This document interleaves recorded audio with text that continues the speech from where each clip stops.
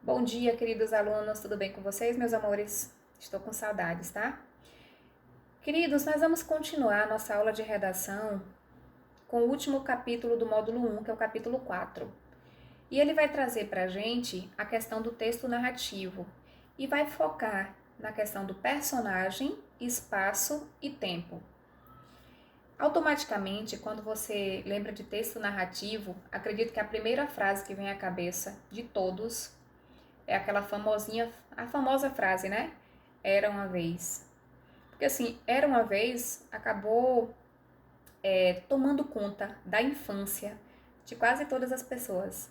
Por quê? Porque era aquele momento mágico, aquele momento maravilhoso que você podia visualizar seu príncipe ou sua princesa favoritos, o seu personagem favorito, o Pinóquio, o Peter Pan, o Homem de Lata, a Branca de Neve, os Sete Anões, a Bruxa. Então imagine, acho que todo mundo quando criança visualizou algum desses personagens que eram fictícios, né? Mas que fizeram parte da infância das pessoas. E assim, por que eles marcaram tanto a infância de cada um?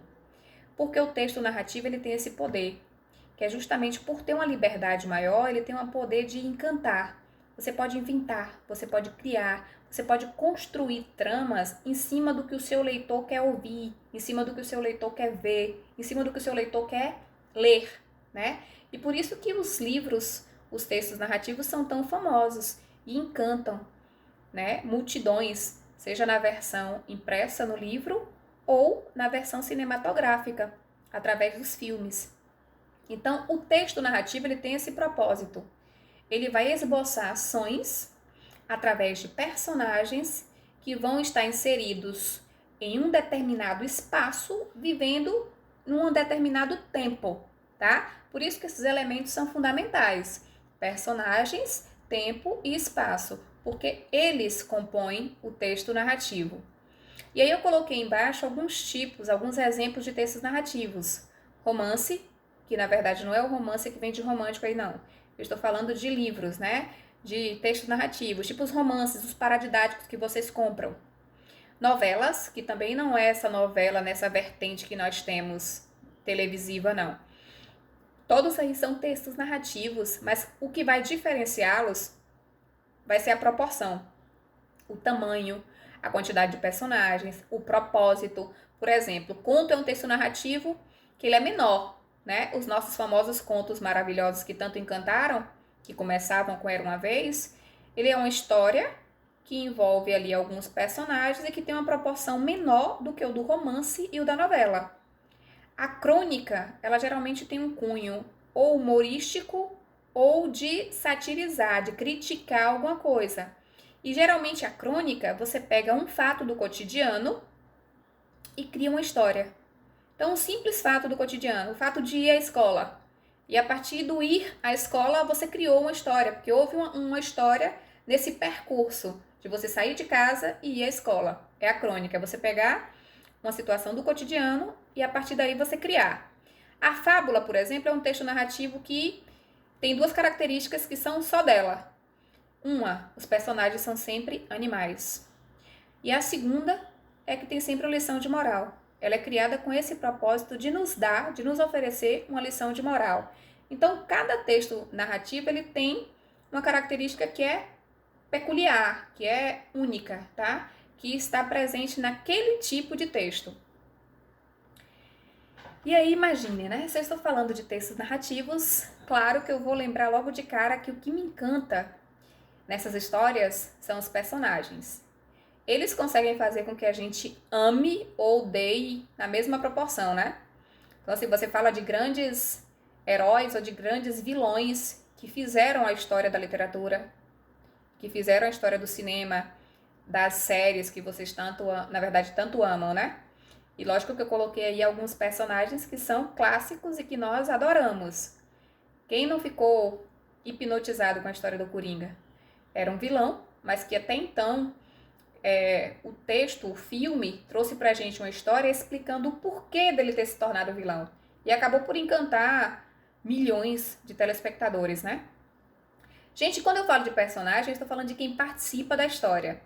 E aí essa personagem ela pode ser principal ou protagonista. Gente, a palavra personagem você pode usar tanto a personagem como o personagem, tá? As duas maneiras estarão corretas. Pode ser um personagem que vai ser secundária ou coadjuvante. Ela não é a principal, ela não é a protagonista, mas ela faz parte. Secundário vem de segundo plano. Ela faz parte do enredo. E ela também ajuda a compor a história. Antagonista ou vilão, né? Que é quem se opõe ao protagonista, que geralmente é o herói da história.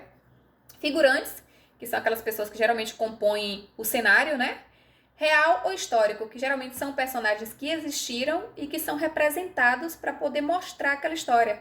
Geralmente os livros de história, os filmes de história, né? Que mostram lá a história de Hitler. Então, tem um personagem que é real e que está sendo ali representado historicamente. E eu sei que vocês viajaram legal aí com esses nossos personagens que nós amamos, né? Ficaram aí pensando no Derek, no Noah, no Christian Grey. Mas são personagens que marcaram a literatura, ou o cinema, ou as séries mundiais, né? Nós estamos falando aí no âmbito mundial, não só nacional. O espaço, gente, vai ser onde acontece a história. E esse espaço ele pode ser físico ou pode ser psicológico. O físico vai ser aquele que é o cenário, onde é criado, onde você vê que só tem aquele espaço realmente. Já o psicológico vai ser o espaço que é apontado pelo estado de alma da personagem. Ele pode até não existir fisicamente, mas ele existe na mente daquele personagem. Ele vê aquilo, ele visualiza aquilo. Então, por isso que nós vamos ter o espaço físico e o espaço psicológico. O tempo vai ser quando acontece a história. Pode ser no presente, pode ser no passado, pode ser no futuro, até porque os textos narrativos nos dão liberdade para isso, de acontecer situações que nunca imaginamos, né? Esse tempo ele também pode ser cronológico ou psicológico. O cronológico é como esse nosso tempo aí, que nós chamamos de tempo linear, né? Que é marcado por horas, por datas, por semanas, por meses, por ano, e nós seguimos manhã, tarde e noite. Tem esse tempo certinho, que é organizado. Já o tempo psicológico, ele é um tempo que ele é interior. É o personagem que decide. E geralmente os textos que trazem tempos psicológicos, você fica meio confuso.